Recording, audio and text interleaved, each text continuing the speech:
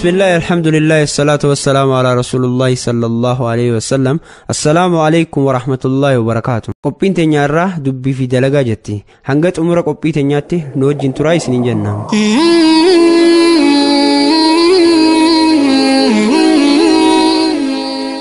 دبي في دلقا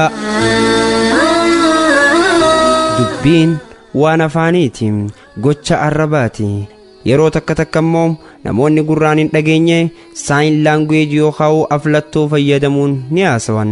haa ta'u malee dubbiin afaaniin beekamti, dalagaan ammoo gocha qaamaa fi qalbiiti.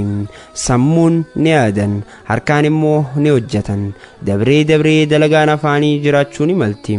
yeroo ammaan tanaa ogummaan dubbii birkiilee hojii keessaa takka taateen lakkaawamti. fakkeenyaaf abbaa alangaa, abukaatoo, oduu himaa dhaabbata tokko tahee nama tajaajiluu fi kan kana fakkaatan ogummaa ogeessa dubbii akka taateen ifam. dubbii ni dubbatammoo ni dalagan. namni gariin dubbii dalaga, garuu dubbiin yoonuma dubbatamte tolti. karoora tokkoo fi kaayyoo tokko malee akkanumatti haasa'uun abadan hojii ta'uu hin danda'u. namni hedduu haasa'u waan baay'een dalagu, kan akkaan dalagu ammoo sababa hojiirra jiruuf dubbachuuf hin dhaqqabu. fakkeenyaaf warra haasawaa maleeffatan wajjin masjiida ijaaruu feene jennee yoo yaada marii dhiyeessineef deebiin isaa baay'eedha. maal nuun jechuu mala seetan? diizaayinii masjiida keenyaa akkana fakkaachuu qaba, afaa fi afaan isaa immoo kan akkana akkasii ta'uun dirqama jechuudhaan waan hedduu haasawee achii baqatam. guyyaa ijaarmee irra jiran osoo hin hirmaatiin eega masgiidni sun ijaaramee golobameen booda akka aadaa isaa yeroo hojii dheeysee amma haasawaaf dhufam. utubaa isaa maaliif jallistan? ispiikara akkanaa maaliif bittan? kun hin taane, kun ni hanqate jechuudhaan waan baay'ee dubbatam. silaahuu hojiin wayii akka haasawaa taateere. dur namni waan xiqqoo dubbii firii qabdu dubbachuu isaatiin farfamam. arraa ammoo akkanumatti oduu lafa tuuluudhaan galatoonfamam.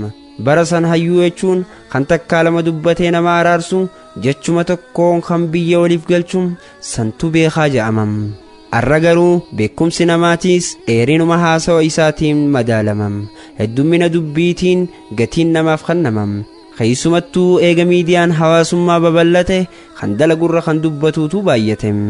akkana godhuuf deemna, barga waan akkanaa hojjennee turre way boruufiif taanfaa waan nuti hojjechuuf teenyu arguuf teessan je'eeti waan hin daleyne dubbatee marsaalee hawaasummaa gubbaattiif dhaadam.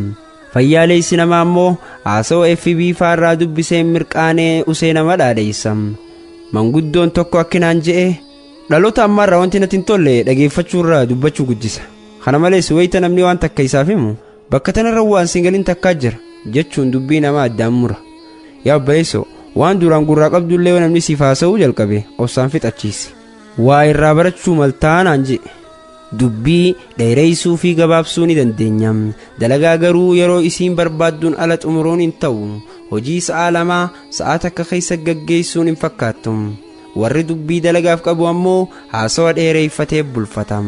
fakkeenyaaf dhugaa dubbatanii osoo nama fayyisuun dandayamu manguddoon gariin haasawa moggaa deddeemeetumam durgoo oolmee isaanii lakkaawwatu. tan warra mana murtii isinumaaf hin dhiisam. dubbii beekuu qofaan osoo hin ta'in keessa beekuudhaan kan haasa'uu qabnu. waan adda nuuf baate dubbanna malee waan nuuf hin galiin itti seenuun hin toltu.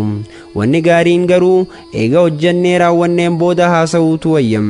garuu yeroo ammaan tanaa irra hedduun namaa eega hojjetee fixe osoo hin ta'in dalagaa sanuu kanuma jalqabiin afaanumaan haasawee xumuram. tun waan irraa maganfatanii. rabbiin keenya subhaana wa ta'aalaa suuraa saffii aayata 2 keessatti akkana nuun ja'a, yaa ayyuhallaziina aamanuu lima taquuluuna maa laa taf'aluun. yaa warra rabbitti amantan samaaliif jettan waan ittiin daleyne. aayaanni kun itti fufuudhaan waa hammaatee guddatee rabbi biratti waan hin daleyne jechuun keeysan san. dubbiin nama ajaa'ibsiistu namoonni afaanumaan tanaas saniis ni raawwadha jechuun iftuulan kun insha Allah jechuullee yaadatan.